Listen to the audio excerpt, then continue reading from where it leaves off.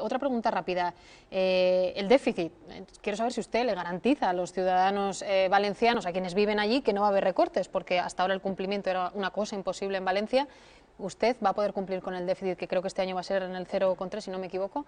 ¿Va a poder cumplir o no? ¿Garantiza que no va a haber recortes en sanidad y en educación? No, es que no solo no ha habido recortes, sino desde que se ha iniciado esta legislatura ya no hay copago farmacéutico para las pensiones más bajas, prácticamente para más de 800.000 personas en la Comunidad Valenciana. Se ha acabado con el copago también en el ámbito de los centros de día y en estos momentos... ¿Y con qué lo va a pagar? Porque lo si no estamos cumple pagando, el déficit... porque lo que hemos hecho ha sido cambiar las prioridades. Mire, el presupuesto de este año que lo aprobamos de las primeras comunidades autónomas es un presupuesto que no crece, pero hemos cambiado las prioridades y hemos situado claramente aquello que es fundamental donde se tenía que poner. Y por tanto, con eso y con la financiación necesaria que tiene la comunidad, que debe tener, que no tiene ahora... Pero que no llega y también usted se agarra a eso, ¿y si no llega ese dinero? No, es que va a llegar. Si no llega, pues vamos a hacer lo que hacía el Partido Popular, que lo que pasaba es que finalmente eso iba a déficit y era el FLA. Pero lo vamos a hacer mucho mejor porque gestionamos muchísimo mejor que el Partido Popular.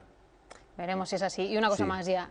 La televisión valenciana, la televisión pública, fue una de sus promesas estrellas y no lo ha cumplido. Dijo el 9 de octubre reabrirá, no ha reabierto. Bueno, es que yo tampoco tengo mayoría absoluta y tengo que compartir esas decisiones con mi gobierno y con también un partido que no está en el gobierno. Pero en estos momentos está en la magnífica posición del Parlamento, se está trabajando, se están haciendo todos los apéndices de la ley, se está dialogando para finalmente este año vuelva la televisión valenciana. Pero no da fecha ya, ¿no?